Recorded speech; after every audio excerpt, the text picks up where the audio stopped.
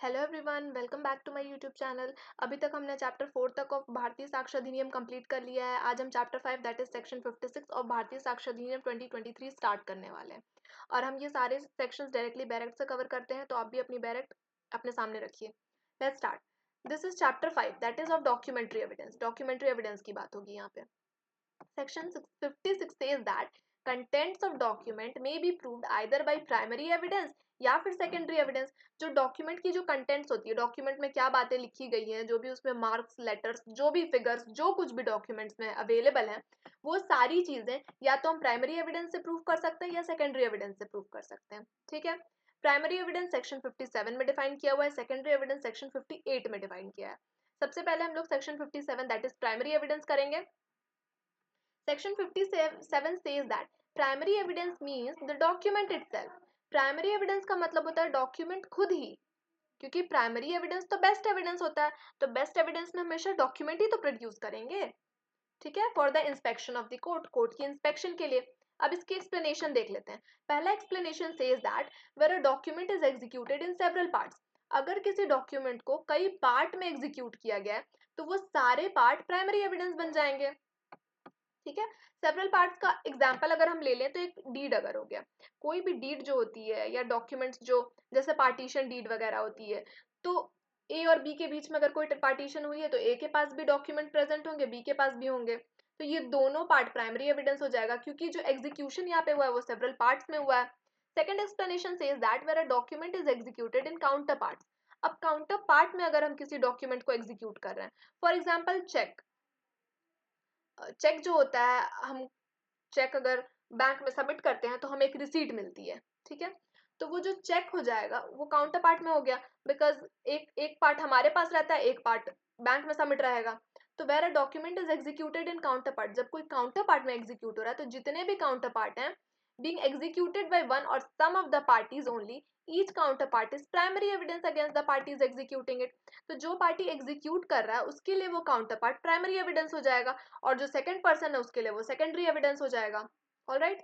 Explanation 3 says that there are not number of document are all made by one uniform process।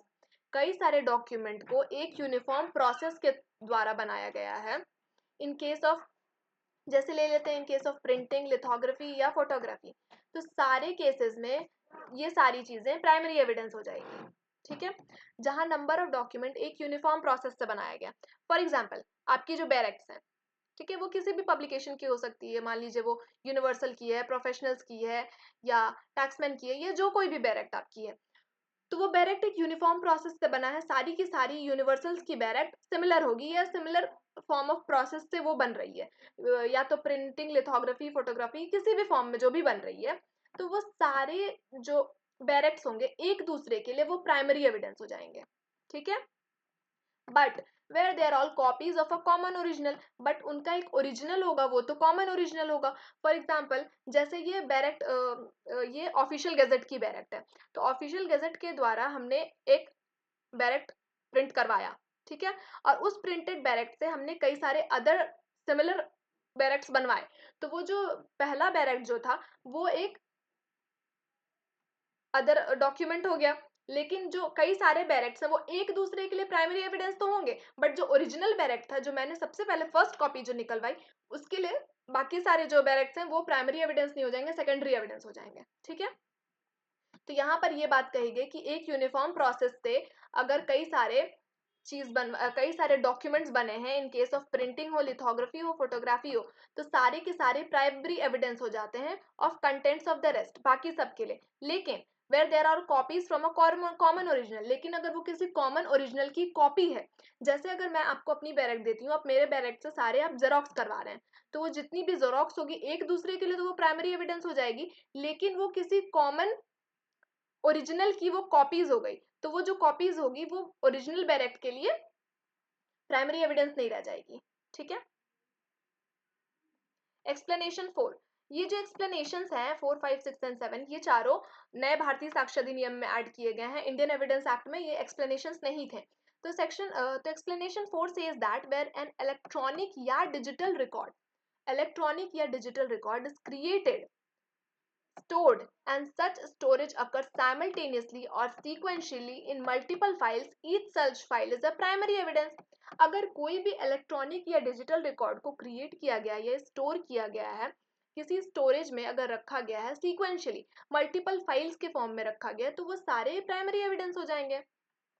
Explanation says that where an electronic या digital record is produced from proper custody, और अगर ये electronic या digital record को proper custody से पाया जा रहा है, such electronic and digital record is primary evidence unless it is disputed.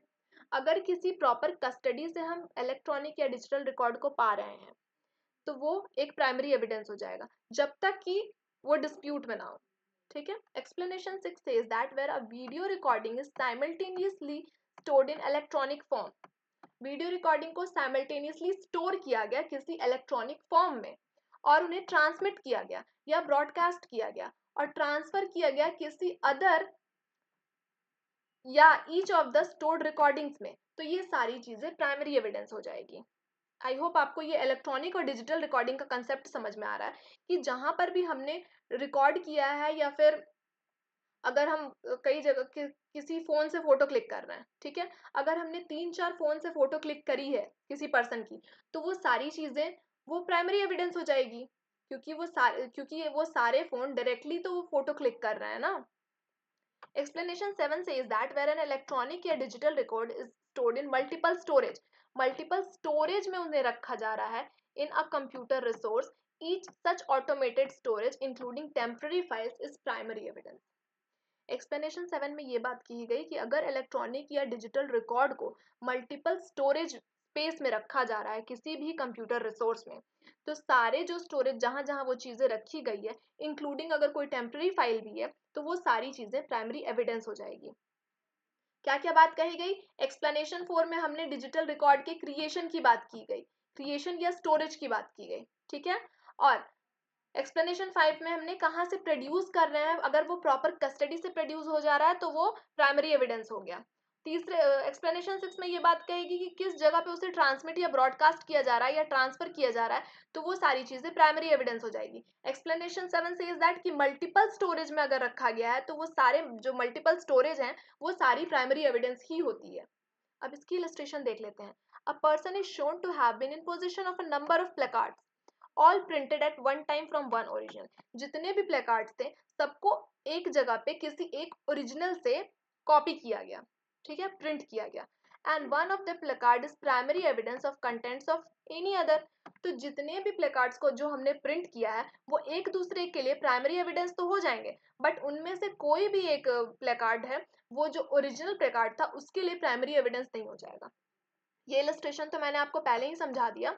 इस इलस्ट्रेशन में ध्यान से देखिए. A person is shown to have been in position of number of placards, all right, all printed at one time. सबको एक time पे print किया गया from one original. Any one of the placard is primary evidence of contents of any other. ठीक है. But no one of them is primary evidence of the content of original. Original के लिए वो primary evidence नहीं हो जाएगा, original के लिए तो वो सेकेंडरी एविडेंस बन जाएगा क्योंकि ओरिजिनल से ही तो हमने वो प्रिंट करा है. और ओरिजिनल प्राइमरी एविडेंस कब होगा, या तो वो सेम सोर्स से अगर वो आ रहे हों. देखिए एक्सप्लेनेशन 1 में क्या कहा, सेवरल पार्ट्स में अगर वो बने हों या फिर काउंटर पार्ट्स में एग्जीक्यूट किए गए हों या यूनिफॉर्म प्रोसेस से बनाया गया हो. तो यहाँ जो एग्जांपल हम लोग प्लेकार्ड का देख रहे हैं वो एक यूनिफॉर्म प्रोसेस से तो नहीं बना है क्योंकि जो ओरिजिनल प्लेकार्ड है वो किसी और तरीके से बना है और उसकी कॉपी हमने की है बाकी प्लेकार्ड्स में. ऑलराइट.